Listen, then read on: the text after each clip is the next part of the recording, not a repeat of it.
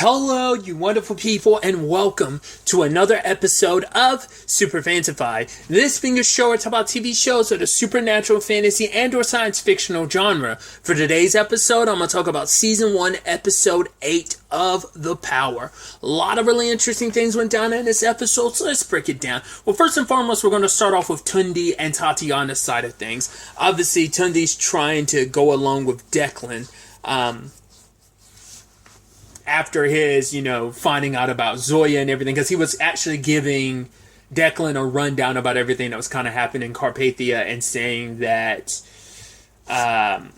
this system's so broken here, it's going to take someone like all the women who've been kind of scorned and abused and trafficked to kind of rise up and take this country back, to kind of even the playing fields and balance the skills back into making whatever they end up making. But he also reveals that Zoya is Tatiana's sister. So Declan was like, all right, this will... well, for one, we're going to have to play this carefully because Victor's not going to be someone we can play around with. Obviously, he's building up this hysteria around women with power, and he's kind of ruling with the dictatorship that he is. So Declan's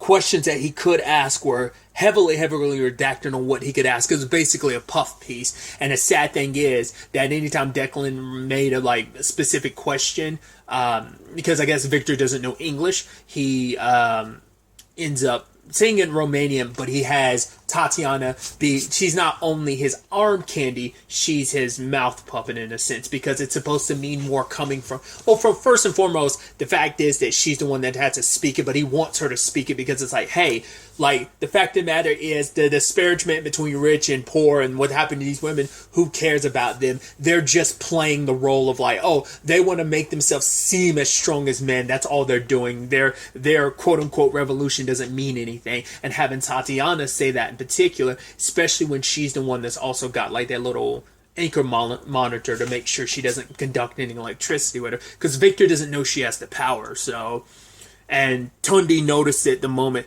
he was kind of kneeling down, and it's right, why she even more, she's nothing but his slave. I mean, she's always been his slave, sadly, since she was 15 years old, when the bastard took her and married her, and her parents literally gave her away. And she kind of felt right, I'll go off and do this, and I'll be as far away from my family. I will deal with his abuse, just so I don't have to deal with my family's abuse. And also just to spite them, I will go, and and that's why, hey, dad died, and mom's up here begging me for stuff. So, nevertheless, they ultimately end up finding out who Tundi is, because they end up because he has a pen that kind of advertises his website. I was like, I guess some of your previous coverage would probably put you in a negative light, but it was specifically footage from when he made a post after meeting with Zoya and kind of talking about the good about what they're doing, and kind of talking about the evil of the country, and in particular how Victor runs things. So yeah, Declan ended up selling Tundi out. It's oh yeah, this guy lied to me. He told me he was just a photographer. And Declan saved himself. Which plays into Margot's point, that Margot's yeah, if you're not careful, Declan will sell you out. Which I think his way of getting out of Carpathia is probably going to be selling Rob out. I feel like that might be the case. So, once again, circling back to the opening where we got all those bits and pieces cut together, but we see some it seemed like it might be almost like a cops or some SWAT unit or whatever shows up. I don't think it's for Margot. Once again, I think it's for Rob. I think the U.S. government's about to arrest him. I said erase. Arrest him for leaking all those documents. I think it's going to blow back in his face in that moment, because, like Margot warned you, Declan would sell out his own mother for a story. And, in this particular case, he was in I don't know. There's a part of me that was almost wondering, is Declan playing and he's going to come back for Tundi? Maybe, but I think I was well, I guess not unless Tatiana decides to let him out, just because he's a through line to Zoya, so she might free him and need him to kind of put her story out there, get her perspective out there on how she's going to kind of run things. Maybe that's how that's going to work, because we get to her storyline where, because obviously hearing that her sister not only is alive, her sister's also the head of this. Also, you have a niece out there too, because he just said like, yeah, your sister just gave birth to her daughter, so.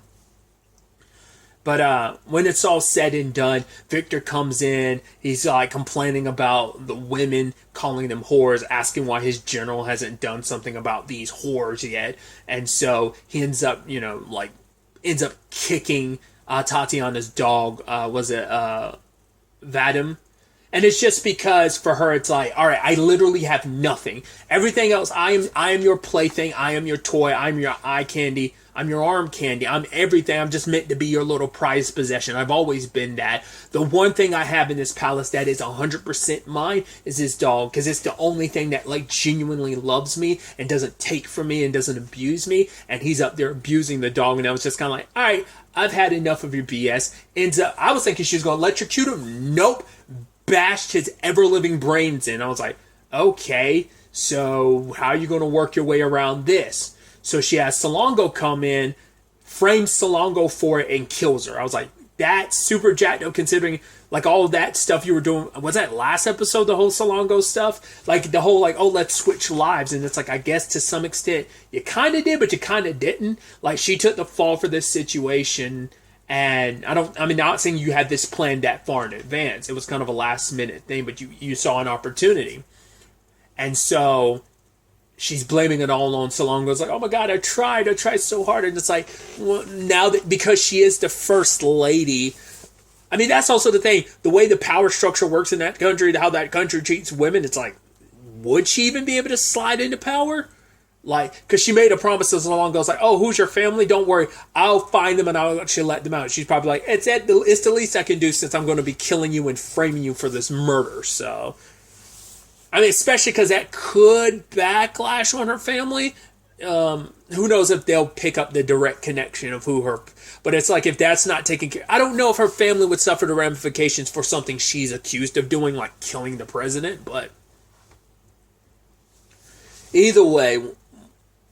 Tatiana does get away with it. And like I said, I don't know if this is going to put her in the power of like, oh, she's the new leader and what that means. And, this actually might lead to a situation where her and her sister actually are going to continue to be on opposite sides, because Tatiana, for the first time in her life, is in complete and utter control, which I think that's a big and massive message in this episode, is about feeling like you're in control for the first time. But we'll get to that later, especially when we touch on the Margot stuff. But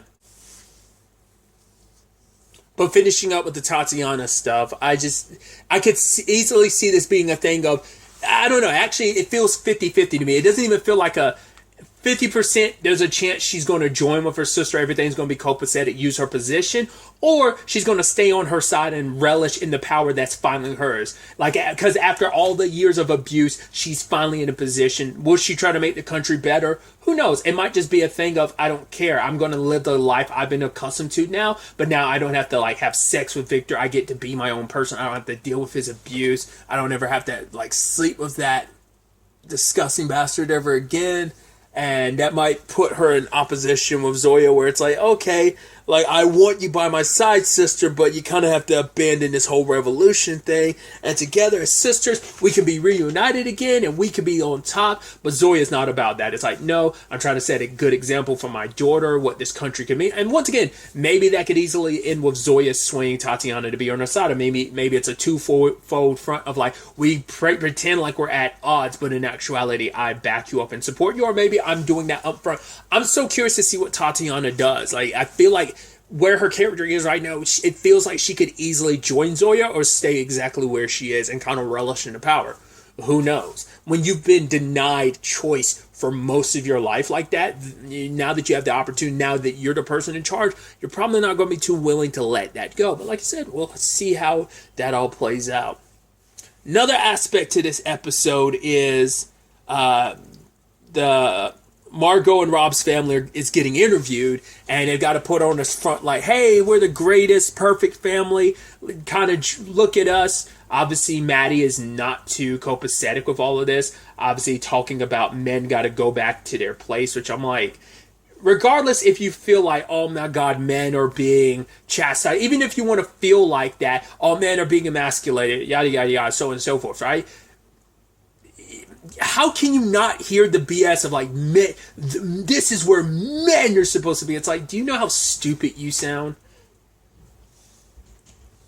Like, the fact is, you're even berating your own mom, even saying, like, hey, I won't vote for you. I mean, he holds his punches a little bit, but still. I mean, truth be told, it's no different from Josh. Josh was talking all kinds of mad shit about her mom, which Helen ended up revealing that to her. That, yeah, like, some of those hate comments came from your own daughter. I was like, wow, I wasn't expecting that to ever get revealed. Because obviously one of the comments that stuck with her was the shoe situation, and that ended up being kind of a fundamental thing, and knowing that your daughter was tied to that. It is a special kind of fucked up that your own daughter is trolling you on the internet rather than talking to you face to face. But, you know, they kind of had their heart to heart where Josh was like, yeah, I just felt like you were using me. You put up pictures that I didn't want to be used because I didn't think I looked good and I didn't want you to put them up, but you put them up anyway.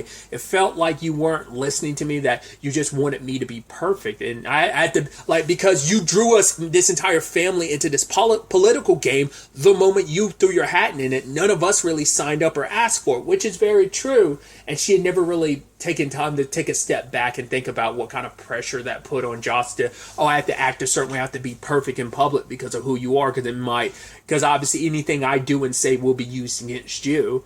But it's like, Margot recognizes how messed up it is, but she also says, like, right, at the end of the day, you and your siblings are like the best thing. This family's the best thing I've ever had and been a part of, so.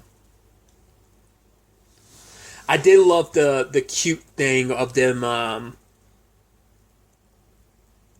when Margot pulls out the Spanish, and it's like, oh, she only knows a little bit of Spanish that Helen had to, like, rehearse with her, just because they want her to seem like, oh, like, because perception-wise, I don't think it's that bad, but I can also understand the perspective of, like, yeah, you're in a multilingual family, you know, you've been married for a while, your kids also speak Spanish. I mean, we mainly seems like Joss does. I'd assume Izzy does, but we haven't really showcased whether Maddie does or not. But either way, her being the only one that potentially doesn't speak Spanish in the family, and she said a phrase, and I love that Rob kind of put her on her spot by responding in Spanish, and she's like, yeah, So it's like, yeah. So even Joss couldn't help but laugh at kind of like the tight spot her mom was kind of put in, so. That didn't work out 100% well. And Rob was just like, you know what, screw that. Let's get away from all of this. We need to go out as a family. All this fakeness as a family, I'm not all about it. Because for him, it's like, yeah, this family's dealing with some trauma. We all watch someone set themselves on fire and die. And Rob can't forget about it. He's like, my kids witnessed it. I wish I could go back in time and stop it, but they didn't. I mean, even Matt's kind of indulging in that. Maddie's indulging in that by being like, well, he's just, you know, that fact is he's willing to go for it. Like, for a good call, sure, but I don't know, man. This isn't a call to go setting yourself on fire for, but it's just like, oh yeah, don't call for,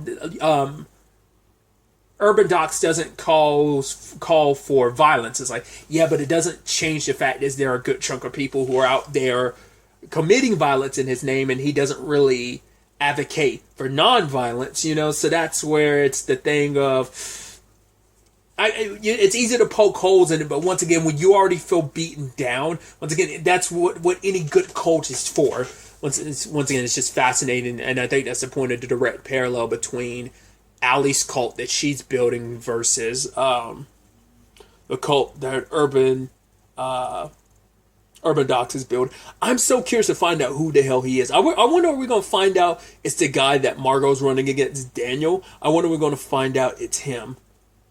Or is it going to be some snot-nosed teenager? Or, like, who is it going to be? It feels like someone like Daniel would be the perfect person, but it also feels like it could easily be, like, a teenager, but it could be someone in, like, their 20s or something. I have no idea. Daniel's kind of my number one suspect for now, but we'll have to wait and see.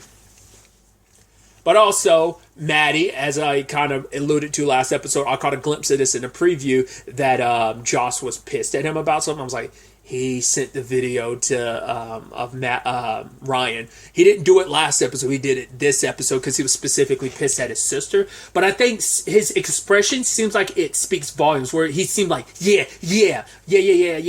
But then like his expression kind of calms down and it doesn't, like, that smile disappears. to me, and maybe I'm reading too much into it, it almost felt like it didn't feel as good as he thought it would. He thought like, yeah, I'm showing them up, but then it was like, yeah, I don't actually feel that good, because I think he gets caught up in the moment, but I don't know if he fully, it's like later on when he's like, yeah, he deserves to be in a lab. It's like, yeah, you're supposed to be all about men, but then like Ryan identifies as a guy, and it's like, oh, but because he identifies as a guy because he's intersex, and that's how he decides to live his life. Now it's probably like a thing of, but he's not a real man. You know, it probably can enter that type of conversation, because it's like you're supposed to be all about men, but maybe in Maddie's mind, Ryan is an outlier. He's a traitor because he has this power. You are literally the only male out there with the ability. So that we're aware of. I mean, once again, I'm assuming anyone that's transitioned, like anyone that was a female that transitioned to a male, most likely has it as well. But that hasn't been a conversation that's really come up yet. I think it's in that wheelhouse, but even, like I said, Ryan's circumstances are still different in that regard in comparison to someone else, in like I said, in a transitioning situation. So I still think it puts him in that situation where it's like you're kind of potentially the only like guy that's in that boat. But I brought it up last episode. If people found out about Ryan, they would take him to a lab, because guys would want to know, how the hell do we get it? Like, can we replicate what's inside of him and give it to ourselves? You know, they kind of put ourselves in a situation where we can have a skein and we can gain the ability, and then we could give the ability to other guys, and then the world will be even Stevens, where the girls have the power, but the guys have some version of it themselves, you know? And they were having fun for a little bit on the vacation until Joss found out about what Maddie did and presents it to her parents, which obviously Rob is trying to be like, hey, let's not dogpile on him. First and foremost, it's like, to me, I think that's why I feel like you're slipping and sliding a little, Rob. I get it. You feel like, well, it's that mentality of like, oh, it's three women versus him by himself type of thing, which obviously, like, I have a similar dynamic in my family. My family has the exact dynamic. Well, except I'm the youngest in my family, but I have two older sisters. So, like, obviously the only males. I mean, obviously, well, you also have to throw in my nephew now that my sisters have kids. But, yeah, it's like, but in my immediate family, just considering me, my mom, my dad, and my siblings, it's like, it's that same dynamic. I mean, the same dynamic even replicated with my nieces and nephews. Except there's like three of my nieces and there's like, I have one nephew. But either way, my point is, like, it feels like Rob just, I guess he wants to be there for Maddie, because it's like, it almost feels like a thing of like, you know, Maddie's probably a little like being sucked into the wrong crowd, but you don't want to completely like be like, oh, like he's a lost cause. It's like, no, don't dog pile on him. But it's like, even you got to recognize how jacked up that is, that he is putting it'd be no different if he himself put Joss's business out there. I mean, the only reason why her business is already out there, it's because of a friend at school selling her out. But it's like, yeah, Maddie could have just as easily done that. And would you have been okay with that, considering how crazy the Urban Docs people have gotten? Like, that's what I'm like, him being like, oh, he did a stupid thing, and it's like, but even then him doubling down, but even Maddie doubling down, being like, nah, he deserves to be in the lab. It's like, yeah, the kid sucks. Joss tried to like attack him, but her mom got in the way, and now it's like, oh, even more so for Maddie. It's like, oh, cool, perfect. Yeah, there is no normal anymore. It's like, my stupid sister has the powers, and no, my mom does. And now Rob ends up finding out, and this entire time, you know, she's been lying to him. And for him, it's like, all I've wanted to do was talk about stuff. At any point in time, we could have talked about this. Even, how'd you get the power? Joss is like, of course, you made our daughter into a liar as well by her giving you the power. And it's like, no, I want to help people. It's like, no, you want power. And for her, it's like, that's how you really see me? After all these years of marriage, of us being together, this is how you see me as like some power-hungry person. It's like, but she explains the feeling. It's like, for the first time, I had this full confidence. I feel like I'm really me. I feel like the most me in my own body than I've ever felt. Which Rob respects, and it's like, hey, I'm here for you with the campaign. And the moment he got done talking and that look on his face, I was like, there's a major but coming. But for him, it's like, I'm done. After this, after the campaign's over, I want a divorce. I didn't sign up for this. That sucks. It kind of felt like it was already going to go down that way. It's just been one thing after another. Once again, Declan is going to be the real kick in the teeth when it's all said and done, and I'm curious how that's going to play out. Because regardless, it's not like Margot's going to leave him out there to drown, even though he's kind of doing what he's doing right now. Because to be fair, that's still the father of your children. I doubt you're just going to leave him out there to drown, so. Well, I'll have to wait and see where things kind of go on that front. But it's like, and also the aftermath of Ryan being put on blast, like what is going back to school going to look like on that front. Because I think there's a tiny bit of the preview I saw.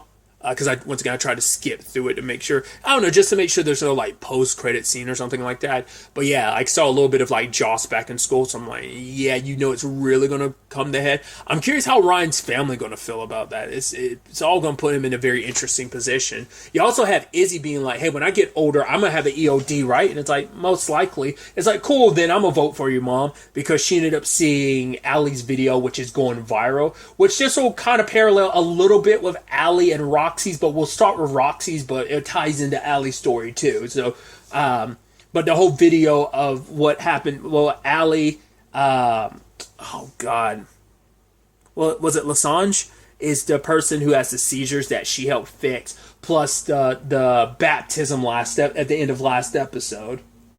But yeah, Allie's video is going viral all over the place, and Roxy's seeing it, and she thinks it's complete and all the BS. I love that she was in that threesome situation, and that girl came back and she's like, "You finished without me?" She's like, "Yeah, sorry, love," and left. And the other two just kind of kept doing their thing. I was like, oh, at first I thought it was going to be a jealous thing, but it's like, no, it was a menage a trois type of situation. So I thought, oh, that's lovely.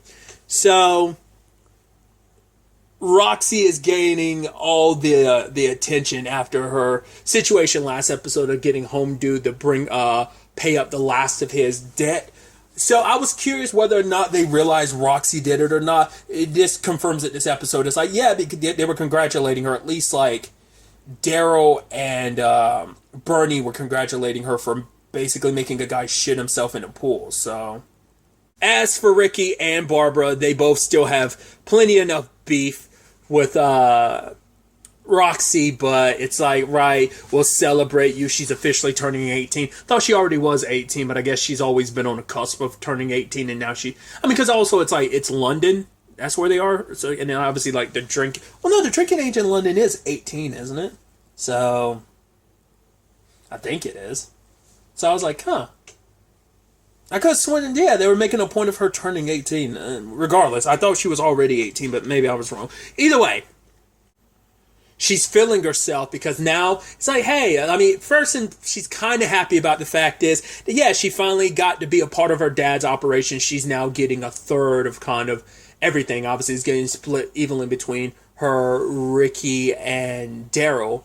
But it's still the thing of her mom not being around. So she has to help out Ricky because they're still a duo. And it's like, right, Dad sent me to be your muscle, which obviously Ricky doesn't like his younger half-sister, being the one that's kind of the muscle, emasculates him a little bit, makes him feel smaller. But at the same time, I love that Roxy's having that back and forth with Allie, and I could definitely see these storylines heavily converge in this regard because it's like she's like, I want to know how your tricks work. She's like, it's not a trick. There's powers given to me by God, and she's like, I know this is BS. This is real power, and kind of told her to check out her videos, and she did, and it's kind of like, why don't you come find me? And we'll see kind of who's tougher or whatever, and it's just like, oh, because Roxy's competitive enough to kind of accept that. I think especially where the way her storyline's going to develop, but we'll see. But ultimately, she goes and hangs out with some of her mom's friends, and they bring up the fact that her mom was actually going to get engaged. She was actually dating some dude named Derek, which I'm like, are we supposed to know who that? Because he said like Derek who? And they said the last time, I'm like, is that someone we're supposed to know?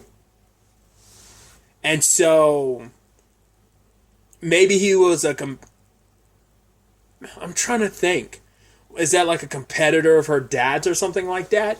Because ultimately Ricky reveals to her like, hey, so I wasn't going to invite you to the wedding, but Dad told us like the week beforehand to do it. Dad's the one that wanted you at the wedding. He made sure you were. And even Ricky asking, did you honestly never think about like Dad potentially being responsible for it? I still don't get the full context of what. Maybe we're not supposed to at this point in time understand the full context of why he did what he did. Maybe Roxy's gonna have to get those answers herself. Maybe it involves, a little patricide, but who knows? We'll have to wait and see, but I think she's not going to be sticking around because it's like, right, my dad sucks, potentially murdered my mom for whatever reason, and my mom's going. The only family left is a stepmom who hates me, wants nothing to do with me because she never liked me, but then she also blames me for Terry's death. Her and Ricky are just kind of like, I guess they're almost too similar, so they don't get along, and I guess Daryl and her are so not the same, but they out of anyone, I'd probably say she had a decent enough relationship with Terry, but I feel like out of the three, I think she probably has a better relationship with Daryl. But either way, what Roxy does from here is definitely going to be interesting to see.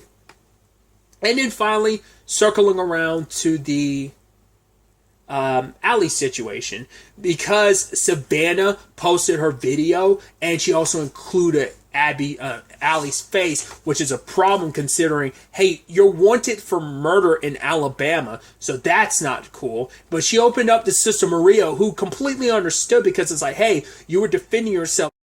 This monster was abusing you, so you were just defending yourself. And she even made that comparison of something from the Bible where she was talking about how people were non-believers of Jesus until he healed them or something like that. So Allie kind of doubles down on what she's doing, especially because her video has gone so viral around the world. So many girls have come from all over trying to, be around her as this cult is building up and stuff. Obviously, Sister Veronica always having her reservations. Savannah herself was kind of like iced out because they found out. Well, because Savannah initially said like, "Oh, I'm the one who put the video out," but then a moment Gordy was like, "Yo, who put this video out? It's got Eve's face in it." Like Savannah sure didn't take credit then, but the moment they found out about her, it's like, "Yo, Eve can't have anyone around her that she can't trust," which is so sad considering like, yeah, like all that happened last episode. Eve helping you and saving you, trying to make sure you can get back to your daughter and making that promise. She's kind of anti Allie now. Whether everyone ends up that way at the end, we'll have to wait and see. The moment the news report went out and you have her foster mom like being like Miss Montgomery being like, "Oh my God, Allie, please come back," blah blah blah blah. No, we all know she knew exactly what was going on and said nothing and did nothing. So Sister Veronica was super hyped about this by being like, "Oh, I got you. I know who you are." She was going to turn Allison in. I thought Allie was going to try and like talk her way out of it, but the voice told her like, "No, change your mind, take control over," and she did. And I was like, that's probably not going to go the way. Well, it's like, well, she seems like to be your number one fan. But it's like, I mean, I told about that previously. It was like, I thought because of the baptism, I thought maybe, just maybe, she had gotten Sister Veronica on her side. It's like, no, Sister Veronica was just looking for any opportunity. But it's like, well, also some of the sisters ended up leaving because Allie was kind of running the place. Some of the sisters stayed behind, like the ones like Maria and the other sister who opened up about her circumstances last episode. Those are two main sisters that stuck around, and probably some others, but a lot of them, probably most of them, ended up leaving because they didn't like Sister Veronica no longer had control of this place. The inmates have taken over the asylum in a sense. But yeah, now that word had gotten around about what Allie had done, but also like she had mind controlled Sister Veronica to let her stay and no one else, like knew what was going on because they were like, "Oh, Sister Veronica's acting weird." I don't know if they already knew like, okay, Allie must have done something to her, but you could tell that look on Allie's face where she kind of felt bad. It's like, oh, because it's this almost cycle of abuse where it's like you abuse someone abused you to kind of get you to do what they wanted you to, and you kind of did the same thing here. You took away. You were here about trying to help other people in this moment because she's hindering you. you pulled a little bit of a light Yagabi. It's like, well, I'm gonna get rid of anyone that opposes me because I'm justice. I'm the one leading the charge of this revolution. So you got Sister Veronica out of the way, but you kind of felt bad because you know she's not a bad person. She's just trying to do what she believes is right, just like you are. But Savannah was kind of pretty clear about like, yo, we can't be down for someone that kills people, you know? But then Allie talks about what she went through. Her mom abandoning her at a Walmart at 3. Her in the foster system for like 13 years. Had 13 different homes in 13 years. She was like, some places weren't as that bad. And even the places that were good didn't want to keep her. So she stopped talking, and she's like, for 6 years she kept silent until that voice and that power came to her, and it made it, she was like ready to fight back. So she's like, no, I'm not going to apologize for killing that piece of shit, you know? And for her, it's like, I'm not Allie anymore, I'm Eve, which a lot of the girls rally around her because it's like, how many of us have done some stuff we're not proud of in order to survive, so who are we to judge? Savannah seems to be the one that's the most like anti like Allie right now. Doesn't help with the whole Sister Veronica thing. It looks like, I don't know, she could have easily just passed out, but it looks like she might have died, bloody eyes and everything, because rewiring her brain like that probably like burned her brain and turned it to mush. Maybe, might have given her an aneurysm, who knows. But yeah, at the end, after what happened to Sister Veronica, who knows how Sister Maria is going to feel about that. I kind of halfway expected Savannah to call the cops in the end, but she knows that would blow up in her face. But once again, all the girls turning to Allie at the end of that storyline, I don't know whether that means them being like, hey, are you going to go over there and heal her? Do something. You're kind of like the miracle worker, Eve. Do something. Or are they just thinking, oh, you did this to her? I mean, it's supposed to be, you know, from a religious standpoint, one of the girls was like, oh my God, it's a stigma. And especially when she was looking at Allie being like, oh, I've seen the light. I've seen God. So how that all plays out, we'll ultimately have to wait to see where all of this, in fact, takes us going forward in the next episode, which is the season finale. So ultimately, seeing how this all gets wrapped up. Once again, I'm curious to see how that plays out too, considering I've brought it up multiple times. This was supposed to be 10 episodes, so I wonder will we feel that missing 10th episode, or were things kind of like done a little differently? Like if the show gets a season 2, would episode 1 of the next season be what episode 10 would have been? Kind of similar to like a Titans season 1 situation. I wonder is that kind of what that would be. I'm just so curious to see how all of this ultimately ends up playing out. But really, that's all I'm going to talk about. Until the next time we meet, be happy, be safe, live life to the fullest, and enjoy it. Good day, and goodbye.